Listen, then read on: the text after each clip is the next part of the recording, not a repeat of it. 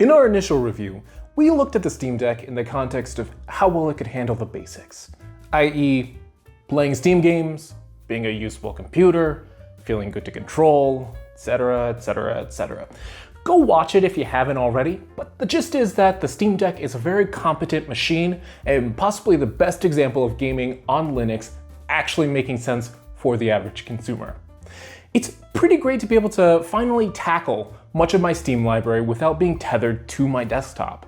But honestly, it's not the Steam Deck's largest selling point for me. What's gotten me excited is actually how freaking good this system is at emulation. In this video, we'll take a look at the Steam Deck in action, emulating various other consoles, and setting my expectations high for future handheld PCs.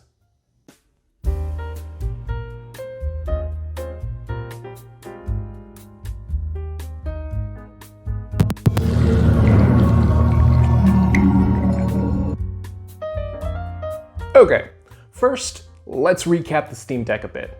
It's a massive handheld with a 7-inch 800p IPS display, specs of a mid-range laptop, what could be described as a new iteration on the Steam controller's control scheme, and the latest version of Steam Deck OS, which is based on the SteamOS Arch Linux distro. It feels great to play on for multiple hours at a time, if occasionally fatiguing if held up at the wrong angle, and overall, it's still a very solid system even after my dozens of hours using it to play whatever games I have on hand. Emulators are also easier to get up and running on the Steam Deck than on most other platforms I've tried due to easy setup tools like EmuDeck. By the way, we released a brief walkthrough to help folks through the setup process if you're a Steam Deck owner looking to get into emulation. EmuDeck's own website also has all the necessary instructions to get you started if you don't need all that extra context. I'll link both of those in the video description below. For this video, all my emulator settings are the defaults set by EmuDeck with the exception of RPCSX2. I'm also loading all games off of a micro SD card. So if you also went the EmuDeck route, you can expect at least similar results, or better if you tweak your settings a bit. In general though, the Steam Deck has all the right pieces to make a really solid and approachable emulation machine. The only question is how far we can actually push the system before we start to see the limits of its abilities. But to do that, let's start out with the basics: retro consoles. Basically, think of all the systems up to the GameCube era of gaming, and can the Steam Deck handle them? Better yet, is it really the best handheld for that job? The answer is a resounding yes, and maybe. That maybe mostly comes from my time spent with older handhelds, specifically Game Boy and Game Boy Advance games. Obviously, the Steam Deck doesn't struggle to run anything from those systems or earlier. If you want to play retro handhelds on the Steam Deck, you're going to have a smooth experience. The only exceptions are real oddities, like anything requiring a solar sensor to work. My only gripe is that I find the 7-inch screen to be a bit too large for comfort. It looks nice, but the games are blown up enough to really see the pixels. The rather large size of the system also goes against the pocketability of the original consoles themselves. Whether that's a deal breaker is entirely subjective though. However, if you're like me and less satisfied with the experience, you'll have a ton of viable options. Even a smartphone from over a decade ago might be sufficient for your needs. Home consoles are where the Steam Deck really starts to shine. Everything up to and including GameCube and PS2 are going to run perfectly fine. The only way you might stress the system a little is increasing the resolution far and beyond the native 800p of the Steam Deck's display. But honestly, that's pretty much overkill when playing handheld, and there's still plenty of horsepower left over to output to a 4K TV without stressing the system too much, if at all.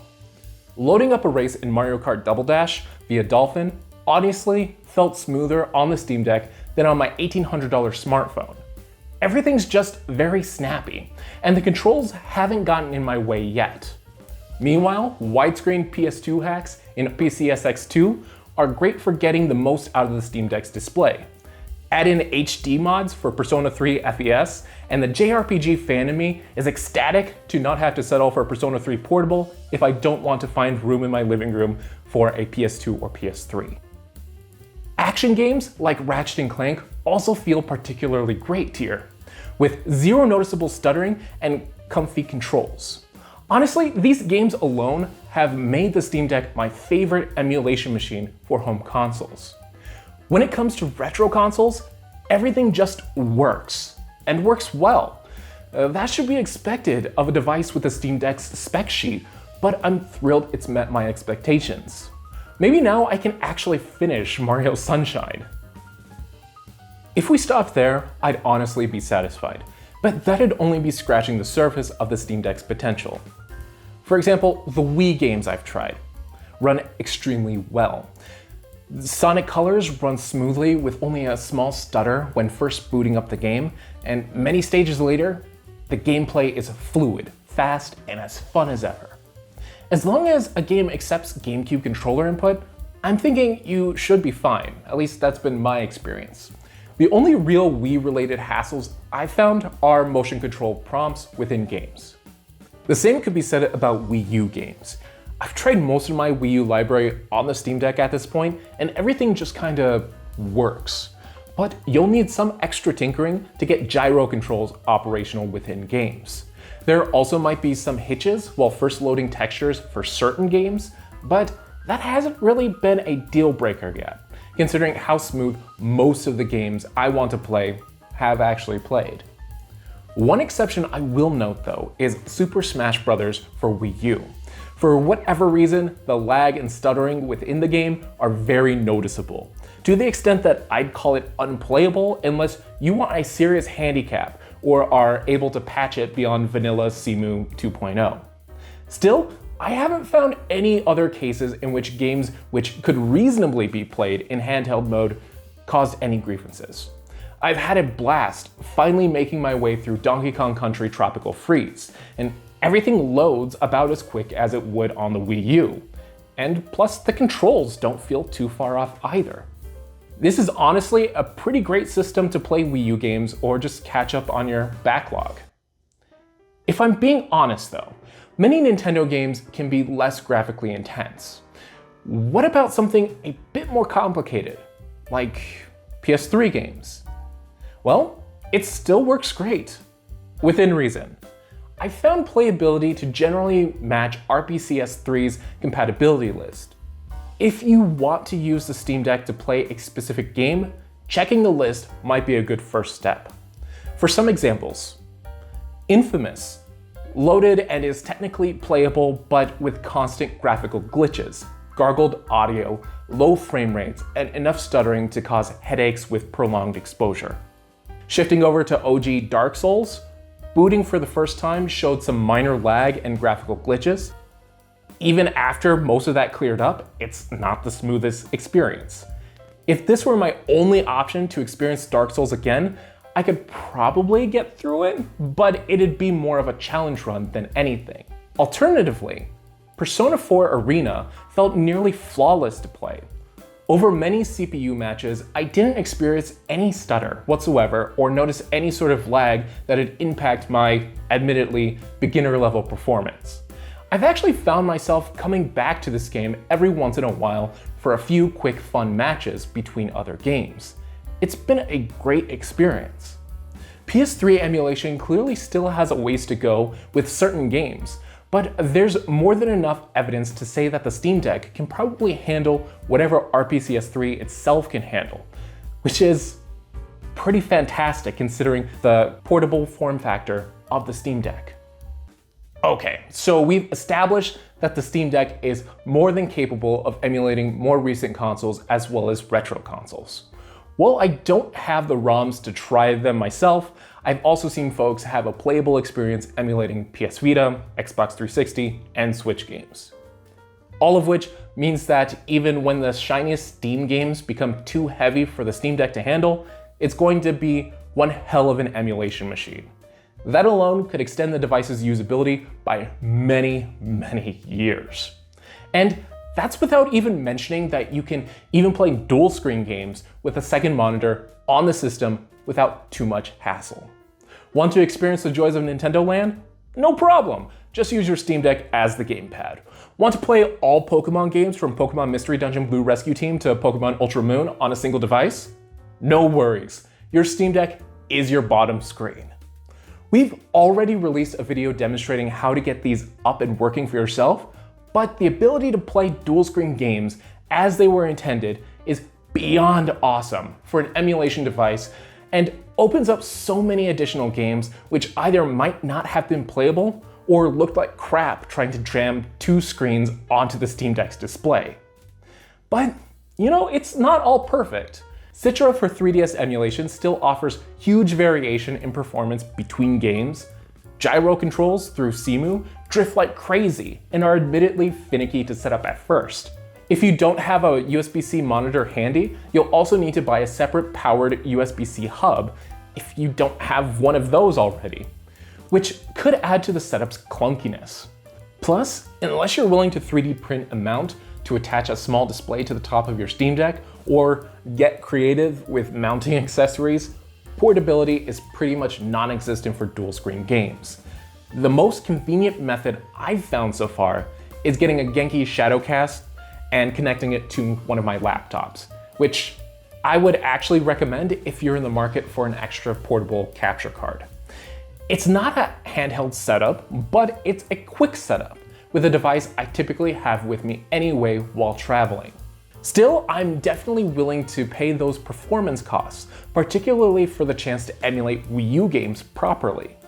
Many of my Wii U discs are already scratched a bit, and I'd love to play them without damaging them further.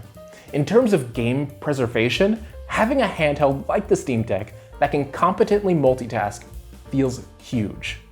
And really, I think that's a reason to go with the Steam Deck in the first place. The external monitor support of a Linux handheld combined with the power to play more graphically intense systems is pretty amazing. Right now, at $400, it's the cheapest handheld on the market to allow for that kind of performance. Although, honestly, if you bought the base 64GB model, you'll also need to at least slap down another $50 for a good-sized microSD card to store Wii U and PS3 ROMs, since you'd otherwise be only able to fit a few games before filling up your SSD, because that's just how life is.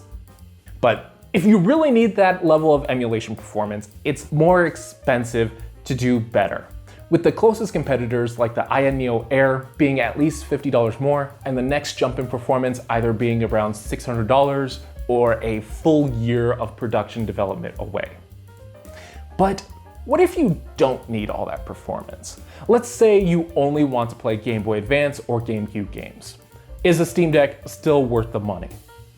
Subjectively, I like the design and flexibility of the Steam Deck more than other retro handhelds on the market. Even if it's $100 to $300 more, the design and ease of performance feels well worth it to me. But I'd be lying if I said I didn't prefer the Analog Pocket, a $200 handheld, for retro handheld gaming, especially with the release of various open FPGA cores for the system. I would honestly recommend that over the Steam Deck for anyone looking specifically for retro handheld games. There are also the likes of the $100-ish Anbernic RG351P or Retroid Pocket 3, which can also play older systems quite well, while being much more pocketable. Even stepping up to GameCube, Wii, and PS2 emulation only requires looking as far as the $230 Ein Odin Lite. For retro gaming enthusiasts, there definitely seems to be better deals out there, and the cost benefits of those deals would need to be balanced with the extra features of the Steam Deck to determine whether it's actually worth the money for their specific needs and your use cases. Where that leaves us is in a not unexpected place. While the Steam Deck shows some of its limits for high-end Steam games, it's yet to reveal any issues playing games via available emulators, within reason at least. If you want something that can play PS3 and Wii U games, it's a fantastic option that I wouldn't hesitate to recommend, especially since setting up display out for Wii U games is so easy. Anyone not interested in those more intensive games, who only want to play retro consoles, might be better off going with one of the cheaper handhelds out there. The Steam Deck runs great, but is less pocketable than competitors and is definitely overkill just to play those games. Still, the Steam Deck is definitely my favorite general purpose emulation device to date. Even as a first generation system, the comfort of the controls and solid performance of the internals has really hit a home run for almost everything I've thrown at it. It has me excited to see where Valve goes next with their hardware, and happy to have this as a companion to my myriad other devices. But what are y'all's thoughts? Have you had great or terrible experiences with emulation on the Steam Deck? Does the idea of Wii U and PS3 emulation on a handheld sell you on picking up a Steam Deck over something else? Or do you think you'd be better off with something lower powered, like the Ein Odin Lite? Let me know down in the comments. Also, if you found this video interesting or informative, go ahead and click that like button just to let me know. And get subscribed to see more emulation related content in the future. Right now, I'm putting my Fold 4 through its paces for its initial review. Plus, it might be about time for a follow-up video on that Switch versus Steam Deck discussion video I did a while back. Those are different videos though. That's all for this one. Until next time, catch you later.